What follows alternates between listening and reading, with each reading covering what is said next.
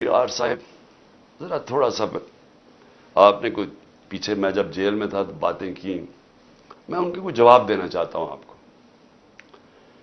دیکھیں آپ نے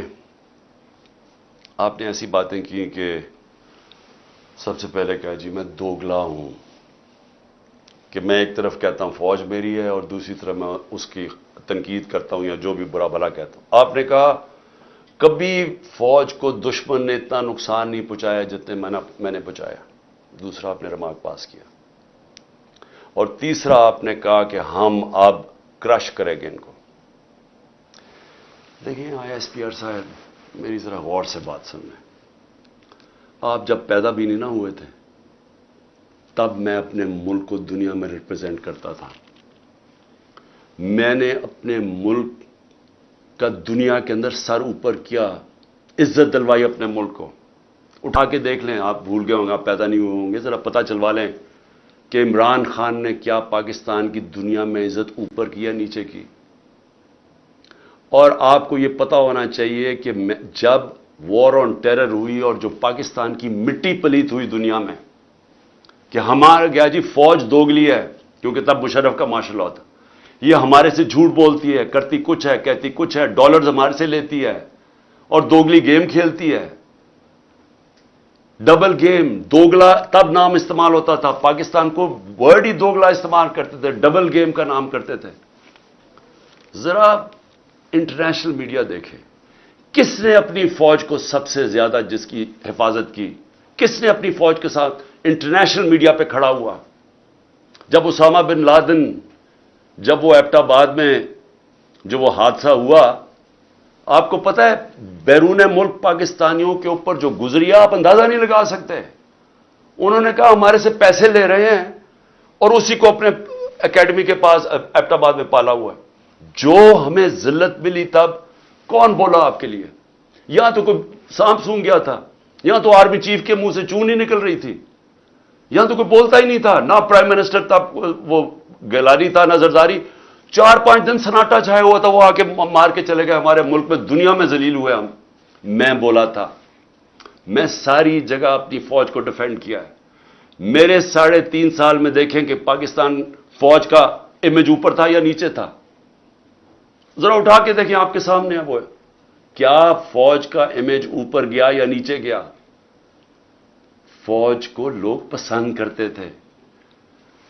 جب ایک آرمی چیف نے میری کمر میں تو چاقو مارا، لیکن پاکستان کے بدنام ترین مجرموں کو آ کے اوپر بٹھا دیا، تو کیا میری وجہ سے فوج کو برا بھلا کہا گیا یا اس آدمی کی وجہ سے جس نے اس نے کیا سمجھا کہ لوگ یہ بتائیں نا، کیا لوگ چونٹیاں ہیں؟ کیا لوگوں میں عقل نہیں ہے؟ کیا لوگ بیوقوف ہیں کہ جدھر آپ لگائیں گے ادھر لگ جائیں گے؟ کیا لوگ 30 سال سے ان لوگوں کو نہیں جانتے تھے؟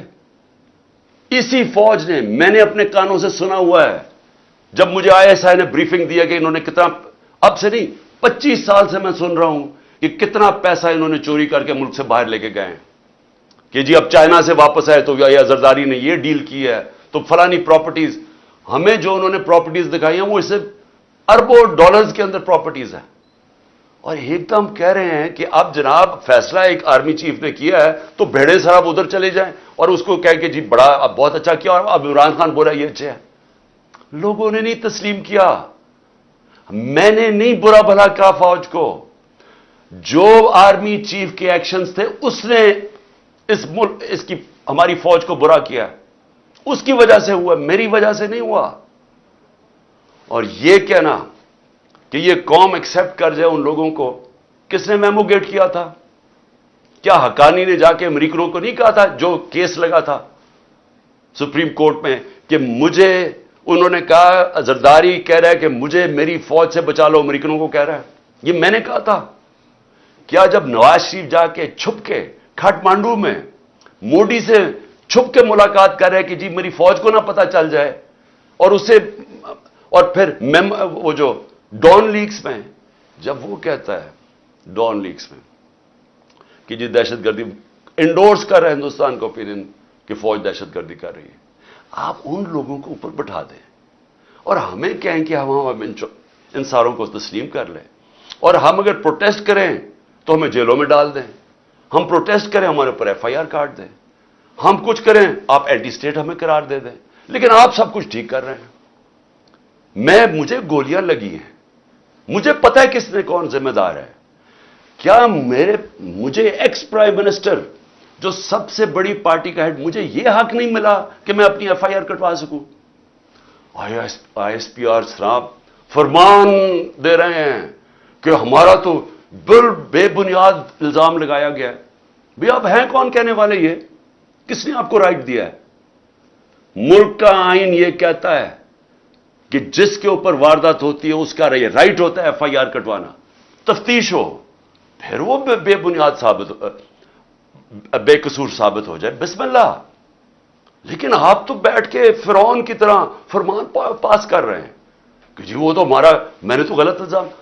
اور یہ کہنا کہ عمران خان جھوٹ بول رہا ہے, آپ کو شرم آنی چاہیے ایسی باتیں کرتے ہوئے. عمران خان کو 50 سال یہ قوم جانتی ہے. اس قوم کی تاریخ میں اگر کسی ایک آدمی کو اس قوم نے سب سے زیادہ پیسہ دیا ہے, جو سب سے زیادہ خیراتی کام, وہ عمران خان کر رہا ہے. اور وہ کیوں دیتے ہیں؟ کیونکہ ان کو پتہ ہے کہ وہ دیانتدار آدمی ہے, وہ چوری نہیں کرتا پیسے, وہ سچ بولتا ہے. عدالت کے اندر جب میرا کیس لگا فلیٹ کا, عدالت نے, سپریم کورٹ نے کہا صادق اور امین ہے. آپ کو کس نے اجازت دی ہے کہ یہ کہنا جی جھوٹ بول رہا ہے یا دوگلا ہے؟ آپ کو شرم آنی چاہیے. کبھی آئی ایس پی آر نے اس طرح کی باتیں نہیں کی. آپ تو کود کے آ گئے پالیٹکس میں, آپ پارٹی بنا لیں اپنی. اور میں اس کے علاوہ میں آخر میں, کیونکہ میں اپنے آپ کو کنٹرول کر رہا ہوں کیونکہ مجھے بڑا غصہ ہے اس چیز کے اوپر کہ اس طرح کے الزام لگانے, اور آپ کو پتہ ہی نہیں آپ بات کیا کر رہے ہیں, اور اس آدمی پہ لگا رہے ہیں جس کو ہمیشہ وہ چاہتا ہے کہ اس کی فوج مضبوط ہو. اور میں آپ کو یہ بتاؤں, میں ڈرامے نہیں کر رہا, کیونکہ میرے پیسے ملک سے باہر نہیں پڑے ہوئے. میں نے بھاگ کے, میرے اوپر 145 کیسز سے ملک چھوڑ کے باہر نہیں بھاگا. میں نے یہ نہیں کہا کہ مجھے ای سی ایل پہ نہ ڈالنا, کہ میں ڈالو مجھے ای سی ایل پہ, میں جانا ہی نہیں چاہتا ملک سے باہر. اور میں یہ آپ کو دوسری بات بتا دوں, وہ لوگ جن کے پیسے باہر پڑے ہیں, جن کے ساتھ آج ہماری اسٹیبلشمنٹ کھڑی ہے, جن کا سٹیک ہی پاکستان میں نہیں, اب جب روپیہ 300 کراس کر گیا ڈالر, تو ان کو کیا فائدہ, نقصان ہوا ہے؟ ان کی تو دولت ڈالرز میں پڑی ہوئی ہے, ان کو تو فرق ہی نہیں پڑا. لیکن سارا تنخواہ دار طبقہ, پولیس, سرکاری نوکر, ہمارے فوجی, ساروں کو آج ان کے گھروں میں پوچھیں کہ ان کے اوپر کیا حالات ہیں. پوچھیں نہ ذرا, ان کی بیویاں بیچاری جو بیچاری دیکھ رہی ہیں کہ قیمتیں بڑھتی جا رہی ہیں, ان کی جو, جب باجوہ نے ہماری گورنمنٹ گرائی تھی تو جو 100 روپیہ تھا وہ آج صرف مشکل سے 55-60 روپیہ خرید سکتا ہے. اس کی قیمت صرف 55 سے 60 روپے, اور اب روپیہ اور گرا ہے تو اب اور نیچے چلی جائے گی, مہنگائی اور بڑھ جائے گی. کون ذمہ دار ہے اس کا؟ عمران خان ذمہ دار نہیں ہے. آج جس آدمی نے سازش کر کے گرایا وہ ذمہ دار ہے. اور اگر آپ میں برداشت ہو تنقید کی, کیونکہ تنقید سے اصلاحات ہوتی ہے. آپ ایک معاشرے سے, ادارے سے, ایک انسان, آپ تنقید ختم کر دیں وہ مر جاتا ہے. سوویت یونین کیوں ٹوٹی؟ کیونکہ وہاں تنقید ختم تھی. وہاں بھی اسی طرح کے, جس طرح آپ آج حرکتیں کر رہے ہیں کہ جو منہ کھولتا ہے اس کے اوپر پڑ جاتے ہیں, وہاں بھی یہی ہو رہا تھا, وہ ٹوٹ گیا. جو بھی معاشرہ آگے بڑھتا ہے اس کے اندر تنقید کی اجازت ہوتی ہے. ہم اپنے بچوں کی تنقید کرتے ہیں. یہ میں دوگلا نہیں ہوں. اگر میں اپنے بچوں کی تنقید, میں ان سے پیار کرتا ہوں, اپنے بچوں سے ان کی اصلاحات کے لیے تنقید کرتا ہوں. یہ کوئی فرعونیت ہی نہیں ہے کہ آپ, ہماری ضرورت نہیں, ہم کوئی آپ کی کمی ہے کہ ہم تنقید نہیں کر سکتے, کہ ہم تنقید کریں گے تو جناب اب اینٹی اسٹیٹ ہو گیا, غداری کا پرچہ ہو گیا. اور دیکھیں ہو کیا رہا ہے. یہ جو ہوا ہے, کان کھولیں اپنے اور آنکھیں کھولیں. یہ ملک کدھر جا رہا ہے, جس طرف جا رہا ہے. اس وقت ہے آپ کا کہ اندر سے اصلاحات ہو. یہ ڈنڈے مار کے اور یہ ہمیں سارے پکڑ دکڑ سے کچھ نہیں ہونے لگا, کیونکہ یہ اسی طرح کا کریک ڈاؤن ایسٹ پاکستان میں بھی تھا, کچھ نہیں ہوا. کوئی بھی ایک پولیٹیکل پارٹی کو ڈنڈے مار کے اور جیلوں میں ڈال کے نہیں ختم کر سکتا. میری اگر آپ کی سنی تو نہیں ہے آپ نے.